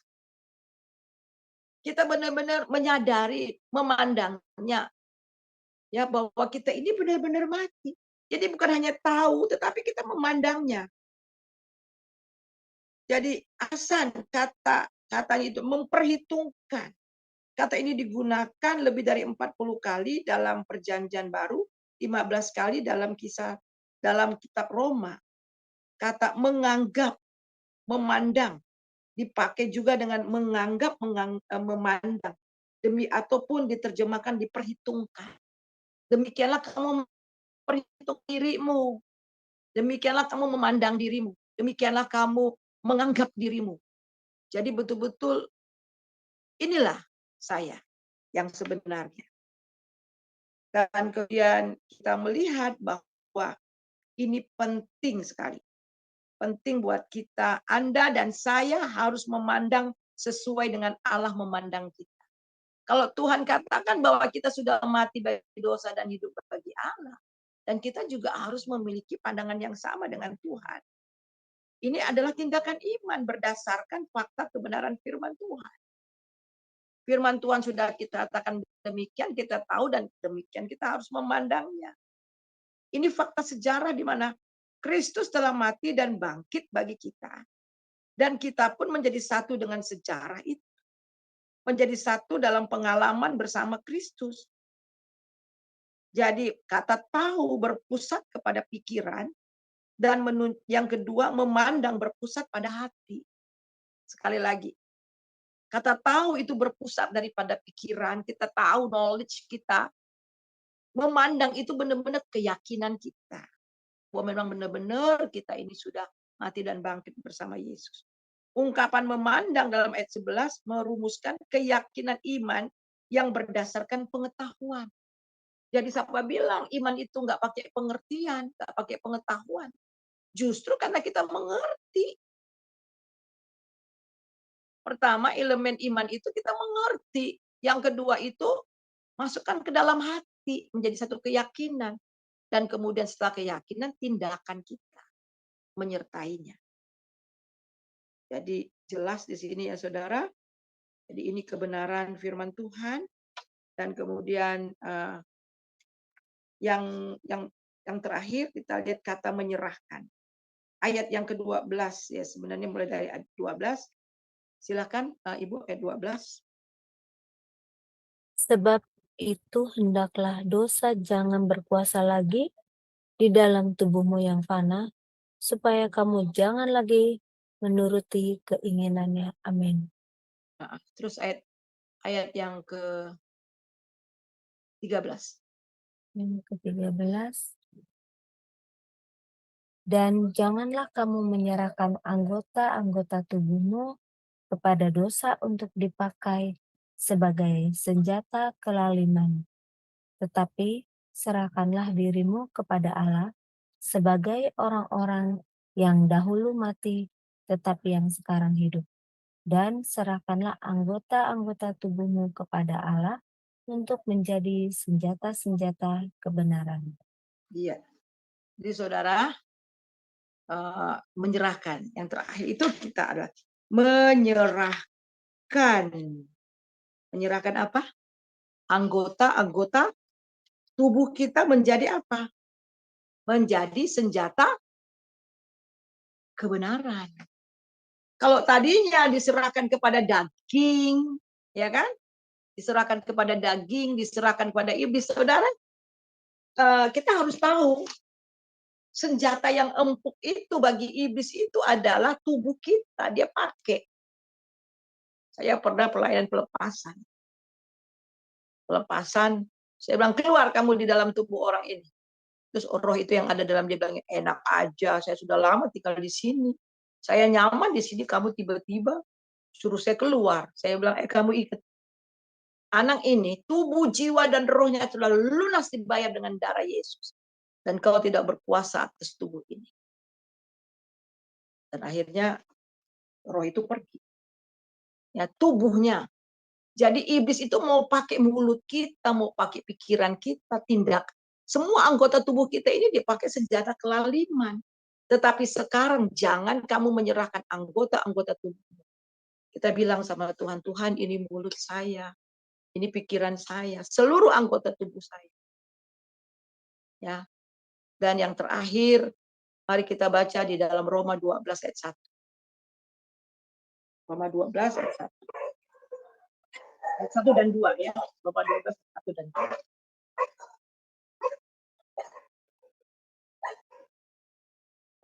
Silakan baca. Iya. Roma 12 ayat 1 dan 2. Persembahan yang benar. Karena itu saudara-saudara, demi kemurahan Allah, aku menasihatkan kamu, supaya kamu mempersembahkan tubuhmu sebagai persembahan yang hidup, yang kudus, dan yang berkenan kepada Allah. Itu adalah ibadahmu yang sejati. Janganlah kamu menjadi serupa dengan dunia ini, tetapi berubahlah oleh pembaharuan budimu, sehingga kamu dapat membedakan manakah kehendak Allah, apa yang baik, yang berkenan kepada Allah, dan yang sempurna. Iya. Amin.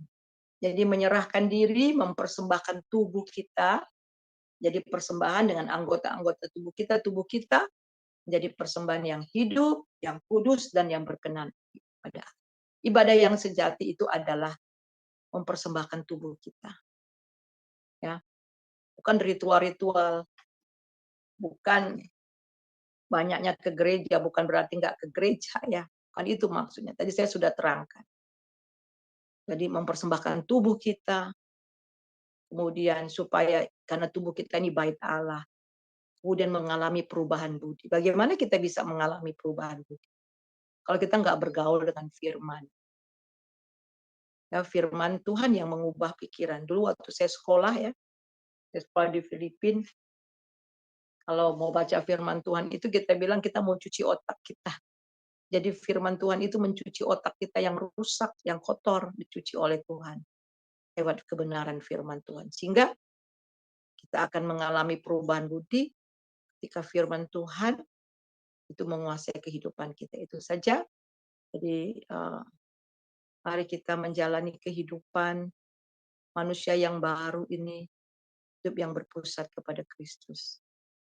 Kita harus sadar bahwa kita sudah disalibkan, kita sudah mati bersama Yesus, dan ada kuasa kebangkitan yang bekerja dalam hidup kita. Biarkan Tuhan Yesus menjadi pusat, sehingga hidup kita boleh berbuah bagi Dia. Mari kita ingat, tahu posisi kita, dan kita juga harus memandangnya seperti itu, sama Yesus memandang, dan kemudian kita mau juga menyerahkan hidup kita sepenuhnya kepada Tuhan. Itu saja. Tuhan Yesus memberkati. Minta salah satu teman yang ada di sini berdoa buat firman Tuhan yang barusan kita dengar, dan kemudian kita masuk dalam pertanyaan-pertanyaan. Kalau ada, ya, silakan.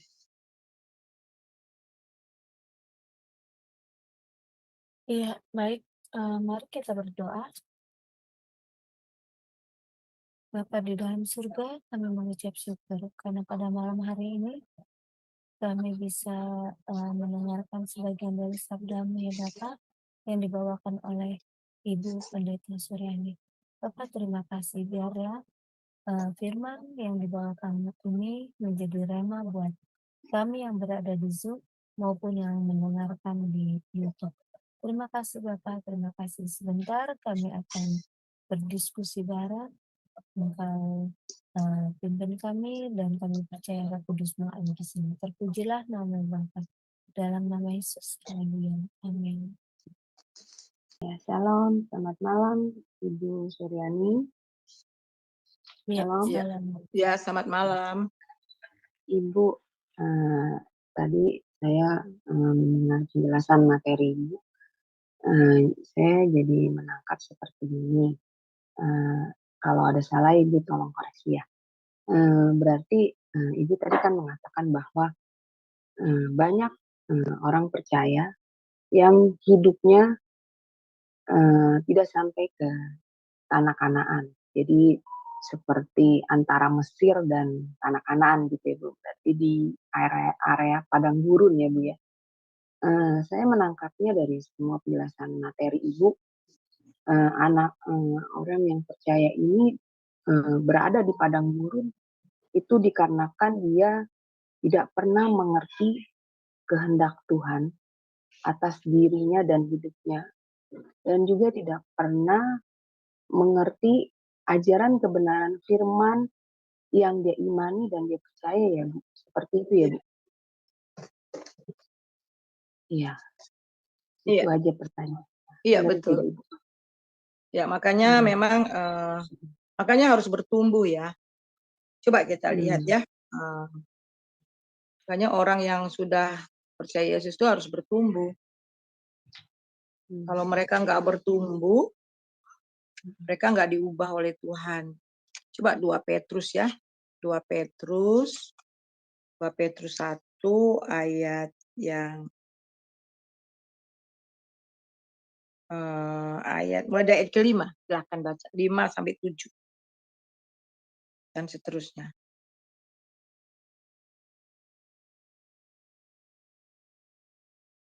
2 Petrus 1 ayat 5 ya Pak? Iya Ibu, Ya, ayat 5 ayat ya Bu? 5 ya sampai 7 dulu ya, silakan.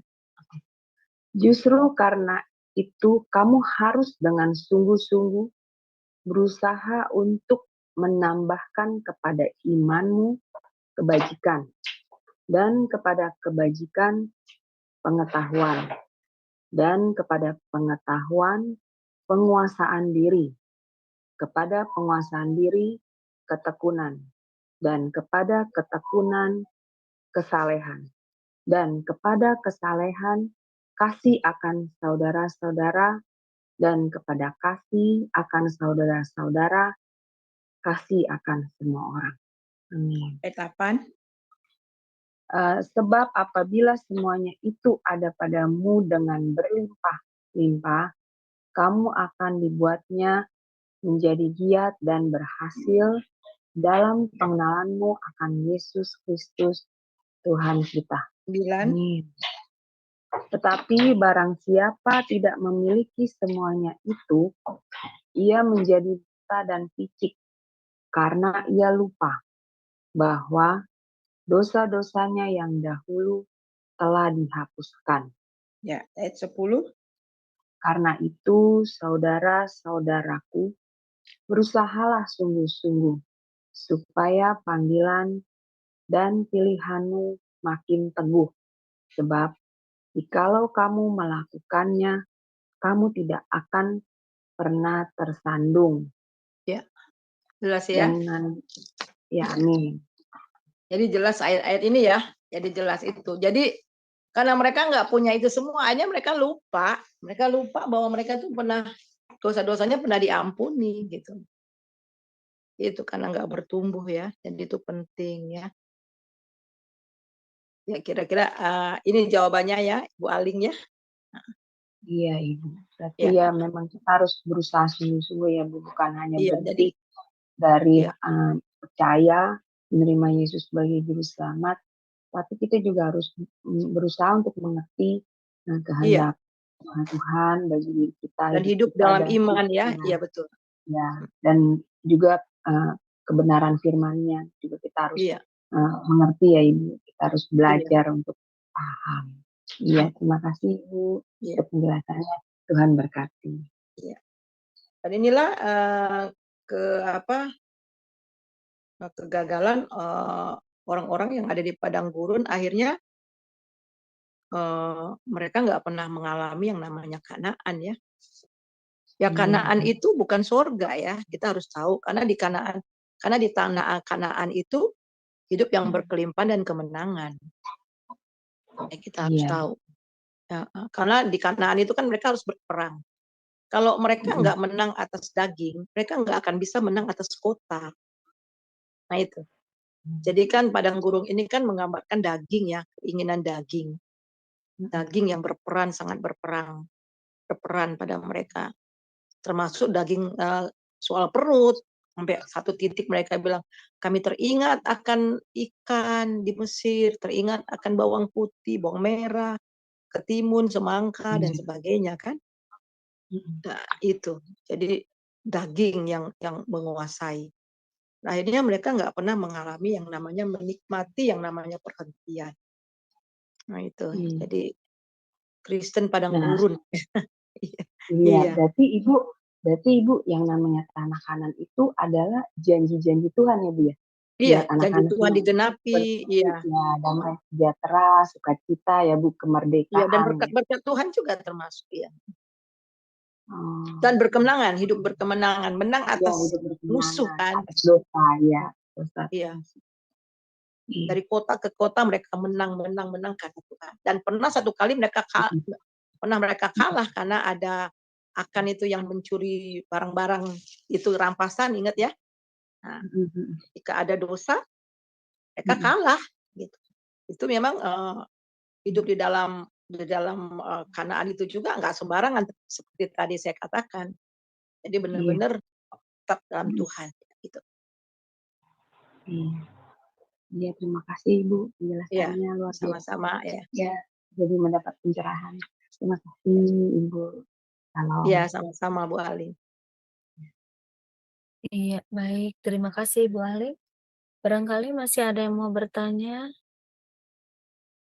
atau mau diskusi, silakan resign.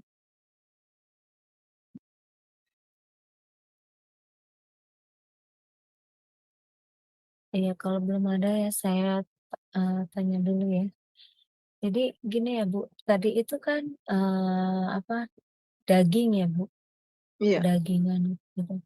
Berarti kalau misalkan orang Kristen yang sudah tahu apa namanya, harusnya kita jangan melakukan dosa gitu kan, karena Hmm. kita sudah ditebus oleh Kristus. Berarti kita kalau masih melakukan, kita itu artinya berkompromi dengan dosa gitu ya. Hmm. Iya. Iya. Jadi ketika kita jatuh dalam dosa itu karena kelemahan kita kan, kita mengikuti. Jadi makanya di Yakobus bilang, kalau umpamanya kita gini, mungkin saya bisa gambarkan seperti ini. Martin Luther pernah berkata demikian. Kita tidak bisa mencegah burung berterbangan di kepala kita, tapi kita bisa mencegah dia bersarang di pikiran kita, di kepala kita. Nah, godaan-godaan itu selama di dunia ini, godaan itu akan terus ada di depan kita. Tapi satu hal yang luar biasa, bagaimana kita bisa menang atas godaan-godaan itu adalah karena kita beriman kepada Tuhan. Godaan bisa datang, tetapi kalau posisi kita di dalam Tuhan itu aman, ya. Firman Tuhan, posisi kita, dan kita dipenuhi oleh Roh Kudus dan berjalan dalam kuasa Roh Kudus, ya godaan tinggal godaan, tapi kita bisa maju terus gitu loh. Dan kita nggak kompromi terhadap dosa. Sebab itu Alkitab juga katakan bahwa orang yang dilahirkan kembali itu, yang dilahirkan dalam Allah itu tidak lagi berbuat dosa. Itu artinya tidak bisa bertekun dalam dosa. Orang Kristen yang dikatakan sudah lahir baru, kalau mereka berbuat dosa itu nggak sejahtera, nggak nyaman hidup mereka, nggak bisa menikmati. Ya, mereka nggak bisa menikmati dosa, karena itu bukan kodrat mereka lagi, gitu loh. Bukan kodrat mereka lagi. Nah, sebab itu firman Tuhan di dalam 1 Yohanes pasal 2 ayat 1 dan 2, anak-anakku, kukatakan kepadamu, jikalau kamu jatuh ke dalam dosa, berbuat dosa, ya, kita mempunyai pengantara yang adil. Nah, dalam perjalanan kita bisa saja kita karena kelemahan kita jatuh. Tetapi karena kita punya Roh Kudus, ketika Roh Kudus menemplak kita, menyadarkan kita cepat-cepat minta ampun sama Tuhan. Kita bertobat, minta ampun, dan biarkan darah Yesus menyucikan kita terus-menerus. Jadi gitu. Di pengampunan itu tersedia terus. Jadi jangan di dalam Yohanes 1 ayat 8 ya, katakan jangan kita bilang kita nggak berdosa. Kalau kita katakan bahwa kita tidak berdosa, kita menipu diri kita sendiri. Ketika kita ditegur, ketika kita dinyatakan kita berdosa, jangan bilang kita nggak berdosa, tapi kita ngaku. Sehingga darah Yesus terus. Jadi ini proses. Jadi proses dalam kehidupan kita itu proses. Itulah namanya penyalipan daging. Yang minggu lalu menyangkal diri, pikul salib, ikut Tuhan setiap hari gitu. Hari demi hari. Yang luar biasa kan Tuhan itu kan seperti bapak ya. Atau anaknya yang masih kecil dikasih baju, bajunya bagus, sudah dimandiin, tiba-tiba jatuh di got. Jangan main di got ya. Jangan panggil main-main di pinggir-pinggir, nanti kamu jatuh. Ya, tapi nakal jatuh. Akhirnya masuk got, bajunya kotor. Kan nggak langsung dibuang. Kamu bukan anakku lagi, kan nggak gitu. Itu kan ya kan, gitu ya. Jadi seperti itu. Jadi hidup kita terus diubah dari waktu ke waktu. Kira-kira ya begitu. Kira-kira mengerti ya apa yang saya terangkan? Iya, Ya. artinya kita itu harus apa mengendalikan diri gitu ya. Apa penguasaan diri kita itu Ya. harus dapat gitu ya Bu ya. Ya, Supaya tapi kita bukan dengan daging, Bu. Dengan daging ya. Iya, Karena penguasaan diri itu kan juga salah satu buah roh ya.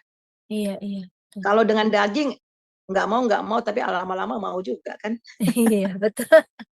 Sabar, Masih, sabar, sabar, 2-3 kali sabar, 3-4 kali iya, meledak kan. Iya kan? iya. Sama Iya. seperti ini ya Bu, Nah, contoh kayak nah, misalkan teman gitu ya ngajak nah, kita, "Udah jangan ke gereja," gitu ya, hmm, "di sana ada bazar tuh," gitu. Nah, kita awalnya nggak mau kan, "Enggak saya mau ke gereja," gitu. Tapi lama-lama pasti mau kan gitu ya Bu ya, mm-mm. contohnya, kan gitu. Akhirnya terpengaruh. Jadi closing statement-nya jelas ya, bahwa kita dari kematian kepada kebangkitan. Jadi mati bagi diri dan hidup bagi Allah. Bagaimana kita bisa menjalani kehidupan kita yang baru ini tidak berdasarkan kedagingan kita, kekuatan kita, aku kita, tetapi hidup dalam roh. Jadi betul-betul hidup yang dipimpin oleh roh. Jadi ada dua kehidupan kekristenan, manusia duniawi dan manusia roh. Kalau kita baca, saya ingin bacakan di dalam Roma pasal yang ke-8. Ya. Roma pasal 8, mulai dari ayat ke-5. Sebab mereka yang hidup menurut daging memikirkan hal-hal yang daging. Mereka yang hidup menurut roh memikirkan hal-hal yang dari roh. Karena keinginan daging adalah maut, tetapi keinginan roh adalah hidup yang damai sejahtera. Sebab keinginan daging adalah perseteruan terhadap Allah. Karena ia tidak takluk kepada hukum Allah, hal ini memang tidak mungkin baginya.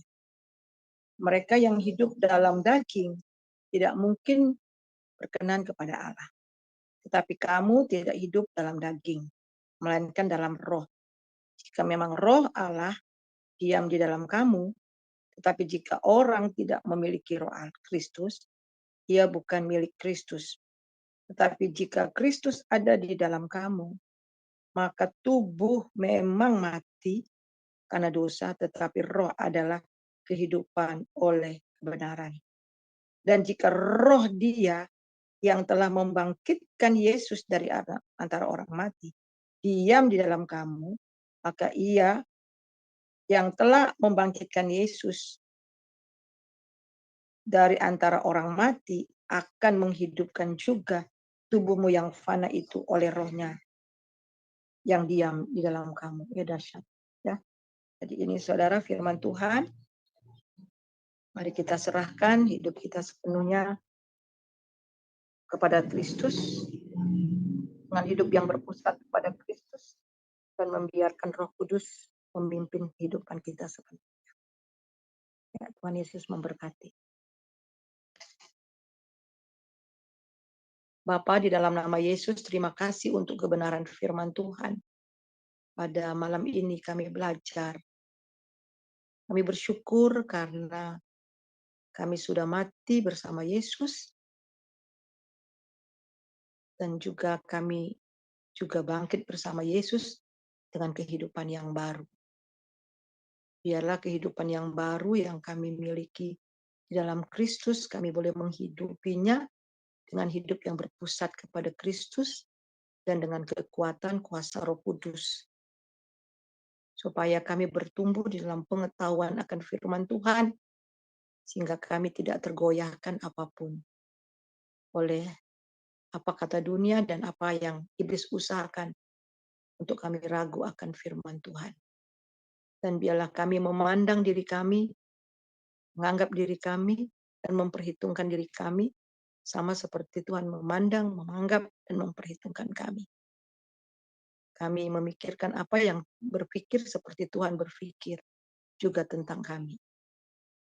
Dan kami mau menyerahkan seluruh anggota-anggota tubuh kami sepenuhnya kepadamu. Terima kasih Bapa, terpuji nama Tuhan. Dalam nama Yesus kami berdoa. Saudara, mari angkat hati kita, terima berkat daripada Tuhan.